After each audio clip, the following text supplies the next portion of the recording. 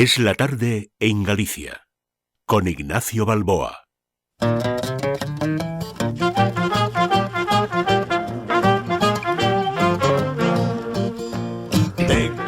Buenas tardes, bienvenidos.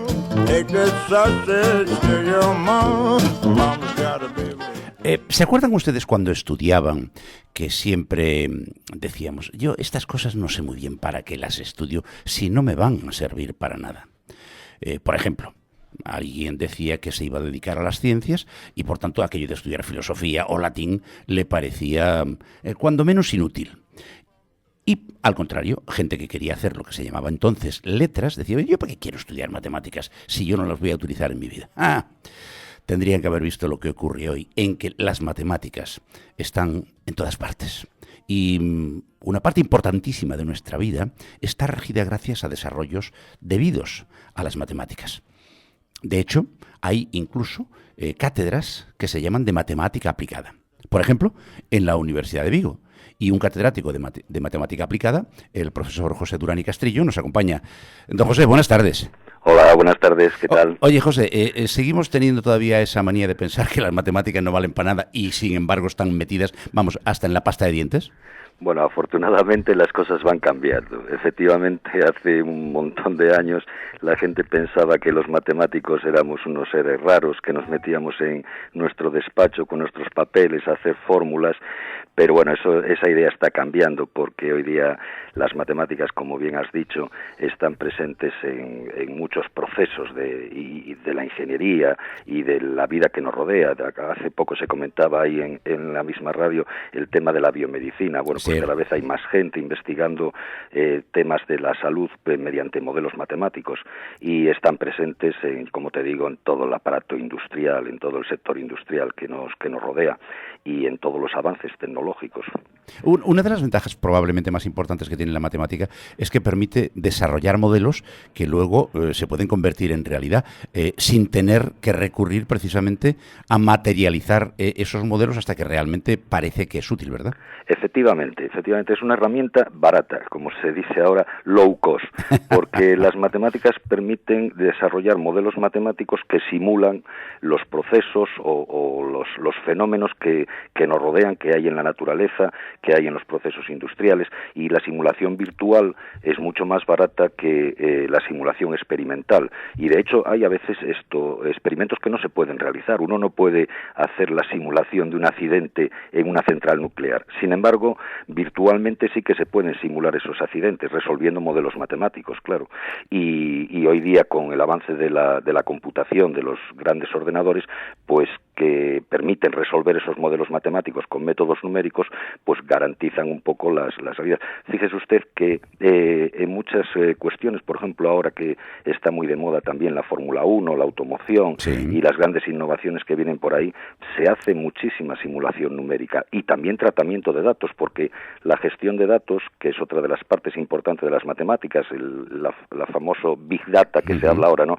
Pues ahí los estadísticos y los investigadores de investigación operativa pues juegan un papel muy importante para modelizar y para tratar todo ese gran volumen de datos que hoy día tienen la mayor parte de las empresas. José, tú además de ser catedrático de matemática aplicada, eres miembro de la comisión ejecutiva de una cosa que se llama el ITMATI. ¿Eso qué es? Bien, bueno, nosotros en Galicia, esto se cierne sobre todo a la comunidad gallega, llevamos unos cuantos grupos trabajando hace muchos años con la vocación de acercar las matemáticas al sector industrial, al sector productivo. Entonces, ¿qué ocurre? Pues que promovimos una serie de grupos de las 3 universidades gallegas crear una ventanilla única. Esta ventanilla única se llama Instituto Tecnológico de Matemática Industrial y es un consorcio de las 3 universidades gallegas. Por lo tanto, hay un factor muy positivo que es la cooperación de las 3 universidades gallegas en hacer este Instituto de Matemática Industrial.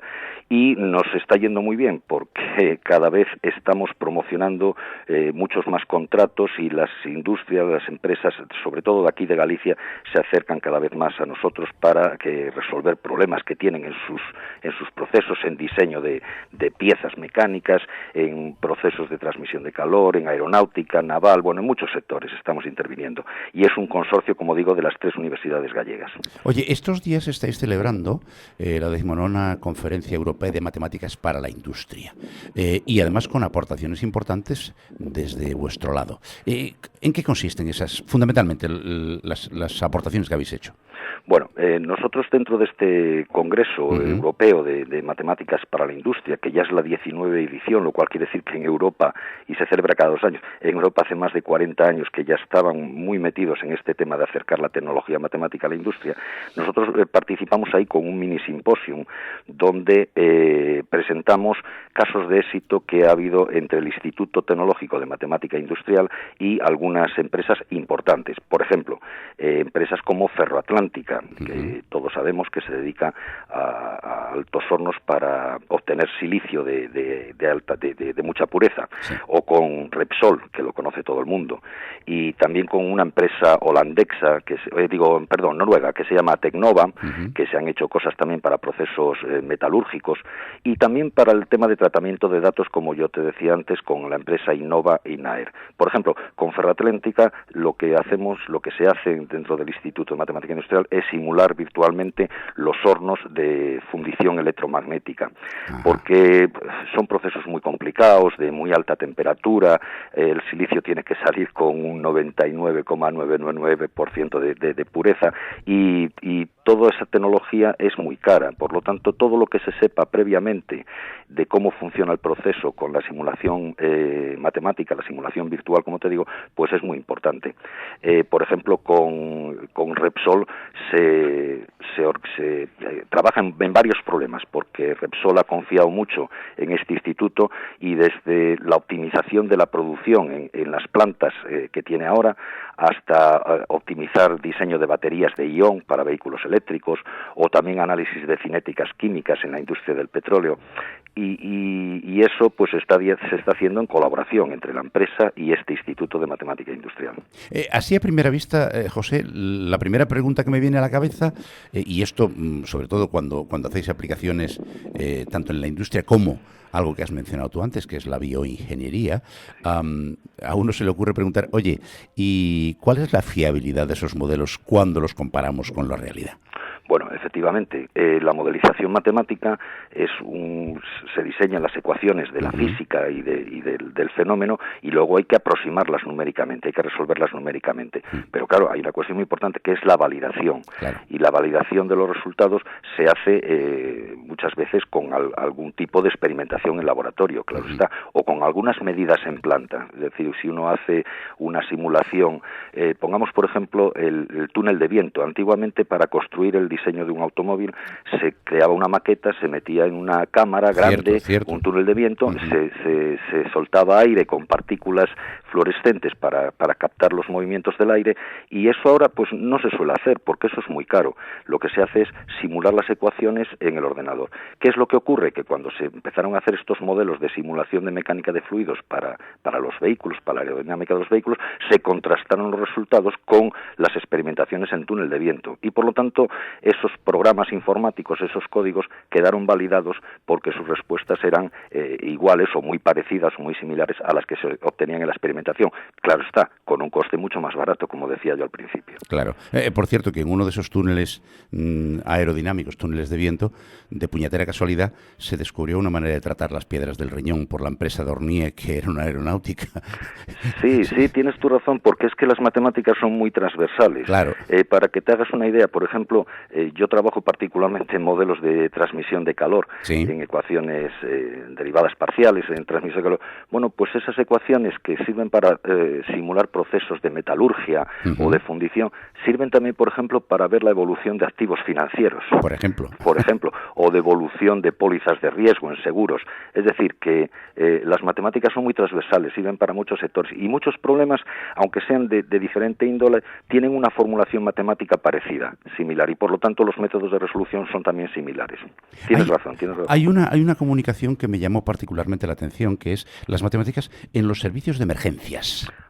Sí, eso exactamente, esto es con la empresa INAER, porque es para la monitorización y la gestión de recursos aéreos implicados en la extinción de incendios forestales. Qué interesante. Sí, está un grupo liderado en Santiago de Compostela por el catedrático Wenceslao González Manteiga. Uh-huh. ¿Y qué es lo que ocurre? Pues como te decía también hace un rato, las instituciones, las empresas tienen un volumen de datos inmenso ahora. Uh-huh. Ahora se almacena todo y los historiales que tienen los históricos es enorme. Y claro, hay que saber gestionar eso. Eso no es inmediato, no es trivial, como decimos los matemáticos, ¿no? Tiene que haber alguien que sepa hacer esa gestión de ese gran volumen de datos para permitir luego hacer modelos predictivos.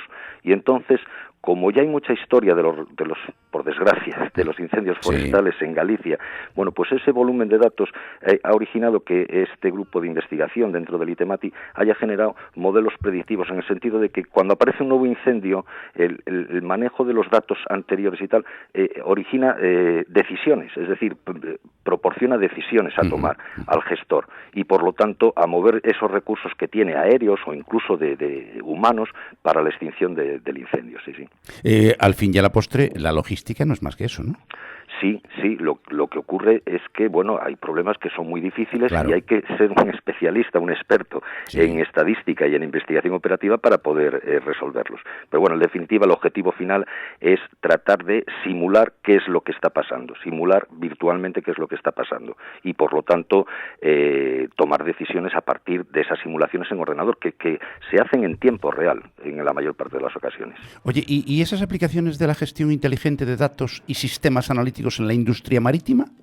Sí, eso también es porque, uno de los problemas que hay en el naval son las emisiones asociadas a la actividad portuaria de los barcos. Ajá. Los barcos contaminan mucho. Es cierto. Y entonces es de nuevo lo mismo, es decir, tienen que haber, con ese volumen de datos que tienen las autoridades portuarias de contaminación, de movimientos de los barcos dentro de los puertos, también hacer un modelo predictivo de cómo se optimiza el que no se emitan tantas emisiones por movimientos de barco, por estancias, por residencias en el puerto, etcétera, etcétera. Entonces es importante también.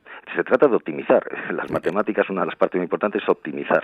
Está claro. Oye, y finalmente, un campo de aplicación tremenda, sobre todo en Galicia, que es tan difícil, es la predicción del tiempo, ¿no?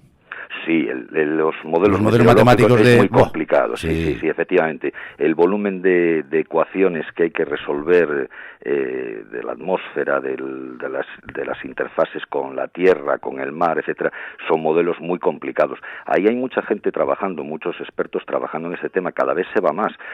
Tenemos que acordarnos que hace 30 años la predicción del tiempo nos decía en el telediario o en la radio, decía, mañana va a llover y resulta que al día siguiente no llovía.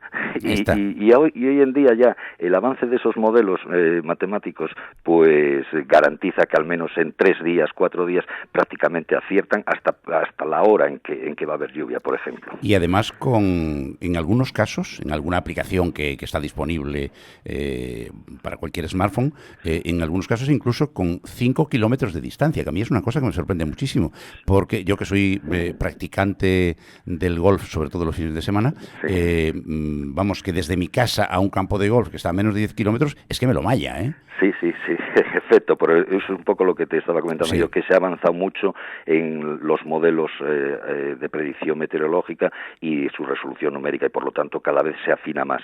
Pero bueno, esto no tiene fin, es decir, cada vez se puede avanzar y se puede estudiar más cosas y resolver problemas cada vez más difíciles. Donde realmente sigue siendo tremendamente difícil, por no decir imposible, es en el área económica. Decía un gran economista que las predicciones en economía hacen honorable la profesión de astrólogo. Pero tampoco es tan cierto ya, ¿verdad? Sí, tienes parte de razón, pero porque en la economía interviene mucho también el factor humano. Claro, como decía, ¿quién era aquel que decía que casi todo es, pero la economía es un estado de ánimo? Sí, sí, y eso sí. es difícil de prever, ¿verdad? Exactamente, pero también tenemos la otra parte, que estamos en el boom ahora de contratación por parte de las entidades financieras de matemáticos. Ahora la profesión de matemático está de moda, y está de moda fundamentalmente por la gran cantidad de gente que sale de las facultades de matemáticas, que se coloca en la banca o se coloca en entidades financieras, como te contaba antes, para estudiar el análisis de riesgos, la evolución de activos financieros, de inversiones, etcétera. Cada vez hay mucha más modelización matemática ahí, y por lo tanto los bancos han dado cuenta que es importante tener matemáticos dentro de su cuadro de personal. Lo que yo les decía al principio, señores oyentes, es que tenemos la matemática hasta en la pasta de dientes. Menos mal que hay gente que se dedica a estudiarla en serio, a enseñar, y sobre todo creo que realmente lo más importante de ello es que todos esos desarrollos matemáticos, todo eso que nos permite la modelización matemática, tenga luego un reflejo en nuestro tejido industrial e incluso en nuestra calidad de vida. Profesor José Durán y Castillo, ha sido un auténtico placer, muchísimas gracias. Muchas gracias y a bueno, vosotros. supongo que aprenderéis un montón a lo largo de esta 19ª edición de la Conferencia Europea de Matemáticas, y en algunos casos incluso algo enseñaréis. Un abrazo, José, que tengas un buen día. Muchísimas gracias a vosotros, un abrazo. Y ustedes no se me vayan, ¿eh? No se me vayan, que vamos enseguida.